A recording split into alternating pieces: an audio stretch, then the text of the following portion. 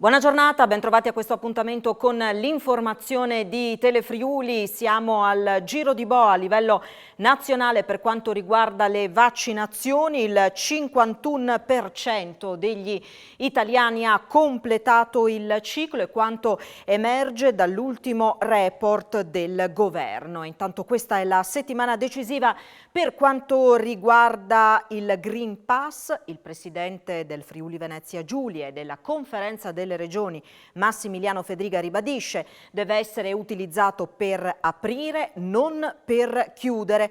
Il nodo dovrebbe essere sciolto domani dopo il passaggio in Conferenza Stato-Regioni, cabina di regia e Consiglio dei Ministri.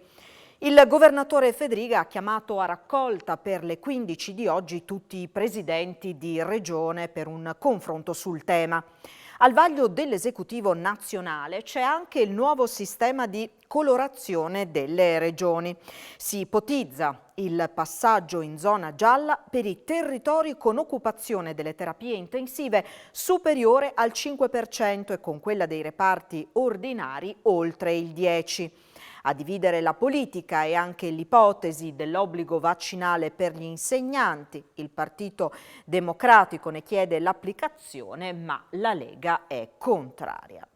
E a proposito di Green Pass, la stagione estiva era partita molto bene, ora si lavora soprattutto nei weekend, ma cominciano a farsi sentire gli effetti dell'incertezza che generano la diffusione della variante Delta del coronavirus e il balletto di notizie attorno all'obbligo del Green Pass in alcune circostanze o per vivere certe esperienze. È la sintesi con cui la presidente di Federalberghi del Friuli Venezia Giulia, Paola Schneider, dà conto dell'andamento del settore turistico a circa metà stagione 2021. Le variabili in campo sono diverse, prosegue, di conseguenza sono complesse le scelte sia per i turisti sia per gli operatori che non hanno un orizzonte chiaro per operare nelle decisioni riguardo impegni, investimenti, assunzioni di personale. Ha perseguitato la ex compagna per mesi e poi una notte ha cercato di entrare a forza nella sua casa di Udine. A quel punto l'uomo è stato arrestato dai carabinieri e portato in carcere. Ha perseguitato la ex compagna dal maggio scorso e fino al 15 luglio le ha causato ansia e preoccupazione per la propria incolumità. Lo stalker, un uomo di 35 anni residente in provincia di Udine, ha continuato a tormentare la donna, una 29enne residente nel capoluogo friulano, nonostante fosse già gravato da uno specifico provvedimento di allontanamento dalla casa familiare e di avvicinamento ai luoghi frequentati dalla ex compagna. Quest'ultima, spaventata, non aveva chiesto di essere alloggiata in un centro antiviolenza, forse perché temeva ripercussioni. Il 15 luglio scorso, però, nella notte l'uomo ha cercato di entrare nella sua abitazione a forza, battendo violentemente i pugni sulla porta d'ingresso. A quel punto la 29enne, terrorizzata, ha chiamato il 112. Sul posto sono intervenuti i carabinieri della radiomobile della compagnia di Udine. I militari hanno individuato il 35enne che è stato arrestato in flagranza per atti persecutori. L'uomo è stato portato nella casa circondariale di Udine a disposizione dell'autorità giudiziaria. Lo scorso 17 luglio è stato convalidato l'arresto, è stato scarcerato e a suo carico è stata disposta l'applicazione della misura cautelare del divieto di dimora nel comune di Udine. Ha riportato una frattura esposta alla gamba a causa della caduta di un masso dall'alto e nonostante i dolori è riuscito a scendere a valle da sola. Una volta raggiunti i soccorritori si è scusato per il disturbo arrecato. È accaduto ieri nel tardo pomeriggio lungo il sentiero CAI numero 390 che conduce alle casere Laghette di sotto e di sopra tra le Dolomiti friulane. Il giovane di 33 anni di Pasian di Pordenone stava facendo un'escursione assieme al fratello minore. Dopo l'incidente avvenuto in un punto senza copertura telefonica, quest'ultimo ha raggiunto con un'ora di cammino la località di Pianfontana, dove ha trovato alcuni automobilisti che gli hanno dato un passaggio fino a un punto in cui potesse chiamare il 112. Sul posto sono arrivati i tecnici della stazione Valcellina del soccorso alpino e speleologico ed è stato allertato anche l'elicottero del SUEM di Pieve di Cadore che ha imbarcato il ferito, arrivato da solo a Pianfontana, e lo ha portato in ospedale a Pordenone. A un anno di distanza dalla giornata trascorsa a Trieste dal Presidente della Repubblica Italiana Sergio Mattarella, insieme all'omologo sloveno Borut Pahor, abbiamo verificato che c'è grande sensibilità istituzionale nei confronti delle nostre vicende ancora irrisolte. Lo afferma in una nota il Presidente di Federesuli Giuseppe De Vergottini, dopo l'incontro di ieri al Quirinale tra Mattarella ed una delegazione di rappresentanti delle associazioni degli esuli istriani, fiumani e dalmati.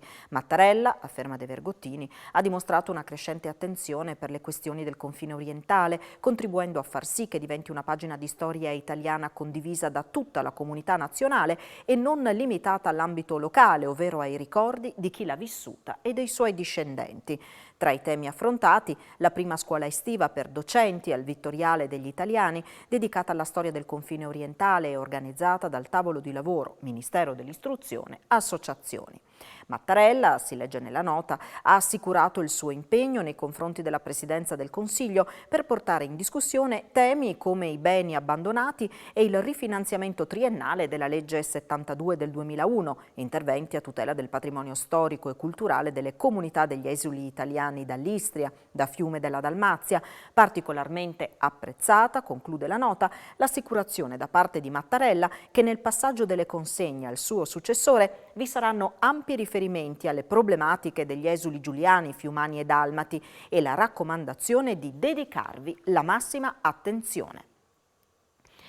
È stata rinnovata a Cividale del Friuli la bandiera arancione che premia la qualità dell'offerta turistica unita al patrimonio culturale della città. Cividale del Friuli riconferma la sua bandiera arancione. Tra le 262 località premiate dal Touring Club italiano, ben 7 sono in Friuli. Assieme ad Andreis, Barcis, Frisanco, Maniago, San Vito e Sappada c'è appunto anche Cividale. Un riconoscimento pensato dal punto di vista del viaggiatore che premia, oltre al patrimonio storico, culturale e ambientale, anche la qualità dell'accoglienza turistica. Sono tangibili i benefici che la bandiera d'arancione porta con sé, con un notevole aumento del turismo nelle diverse località interessate.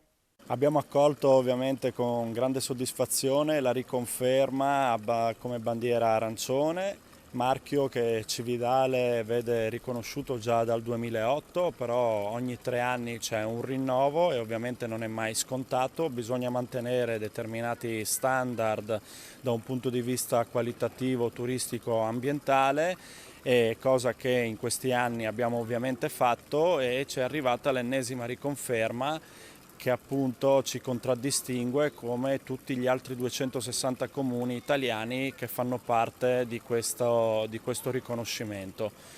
È un nuovo punto di partenza sul quale continuare a lavorare per aumentare sempre di più quella che può essere l'ospitalità nei confronti dei visitatori e dei turisti.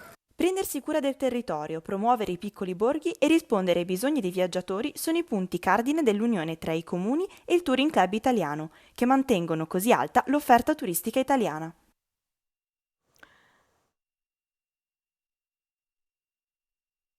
Due nuovi dipendenti in arrivo all'ufficio tecnico del comune di Campoformido, dove a seguito di alcuni pensionamenti si era creata una situazione di forte sofferenza per la mancanza di personale. In arrivo anche un quarto agente di polizia locale. Ci sono tutta un'altra serie di miglioramenti che sono stati posti in essere, non da ultimo l'assunzione di 2 persone adesso dal 1° di agosto presso l'ufficio tecnico che a causa di pensionamenti era andato in grave sofferenza e invece adesso arriveranno 2 forze nuove. Nei prossimi giorni scadrà anche il bando di mobilità per l'agente di polizia locale, il quarto, che è l'ultimo che noi possiamo assumere, il terzo avevamo già assunto a fine del 2020 e quindi adesso dovremo completare il quadro. Tra l'altro abbiamo anche il nuovo comandante che è arrivato con i primi di maggio e che è in convenzione fra noi e il comune di Pozzuolo. Quindi per quanto riguarda la sicurezza siamo diciamo sulla buona strada e stiamo per completare il quadro che ci eravamo prefissi prima delle elezioni. Il mastro profumiere Lorenzo Danteferro, il ricercatore storico Piercarlo Begotti, la giornalista e docente Maristella Cescutti, il cantautore Lino Straulino sono i 4 premiati dell'edizione 2021 del premio Merit Furlan, che sarà consegnato a Rive d'Arcano il prossimo 6 agosto. Arriva alla sua 38esima edizione il premio Merit Furlan. I riconoscimenti saranno consegnati il 6 agosto, come sempre nella cornice del Castello di Arcano Superiore a Rive d'Arcano. Quest'anno il premio va a Piercarlo Begotti, ricercatore, storico e organizzatore culturale che vive a Pasiano di Pordenone. E poi a Maristella Cescutti, direttrice artistica, giornalista e docente di insegnante di disegno e storia dell'arte. A Lorenzo Danteferro, mastro profumiere, imprenditore, uno dei 100 maestri profumieri al mondo e uno dei rarissimi creatori di profumi originali per una distribuzione limitata ed esclusiva. Nel 1982 ha fondato la sua azienda artigianale a Gradiscuta di Varmo, dove è attivo anche il suo laboratorio di produzione. Premio poi a Lino Straulino, cantautore polistrumentista originario della Carnia, musicista folk, che fin dall'inizio degli anni 90 è stato uno dei maggiori esponenti della nuove musiche furlane. Riconoscimento infine come menzione speciale alla squadra femminile dell'Isis Magrini Marchetti di Gemona, vincitrice alle Olimpiadi della Matematica per l'anno scolastico 2020-2021. Il palco del premio Merit Furlan anno dopo anno accoglie sempre figure di alto rilievo culturale e professionale, dice il sindaco di Rive d'Arcano Gabriele Contardo. Ogni edizione è una scoperta di talento, creatività, conoscenza e professionalità, a testimonianza di quanto la nostra terra sa offrire ed esportare. Termina qui questo appuntamento con il nostro telegiornale. Vi ricordo tra pochissimo l'appuntamento in diretta con A Voi la Linea. Buon proseguimento di giornata, arrivederci.